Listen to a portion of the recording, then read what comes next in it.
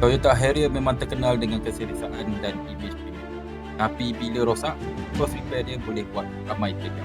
Jom cek harga dengan EasyCare. Breakdown anggaran kos tanpa waranti. Gearbox automatic ataupun CVT transmission kos daripada RM12,000 sehingga RM20,000.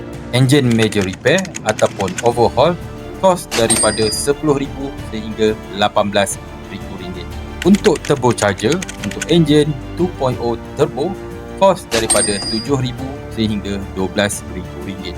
Untuk sistem ECU ataupun computer box kos daripada RM5,000 sehingga RM8,000. Ferry rack ataupun EPS kos daripada RM6,000 sehingga RM9,000. Aircon compressor kos daripada RM4,000 sehingga RM6,000. Untuk Toyota Harrier, sekali rosak kos boleh mencecah sehingga belasan dan puluhan ribu ringgit. Dengan EasyCare, kos besar macam ni boleh dilindungi. Tak perlu risau bila kereta premium rosak tiba-tiba. Di EasyCare, korang akan enjoy benefit seperti unlimited claim, unlimited mileage, open watch concept dan coverage yang lebih komprehensif. Korang nak tahu kos kerosakan untuk model apa pula lepas ni? Komen dekat bawah.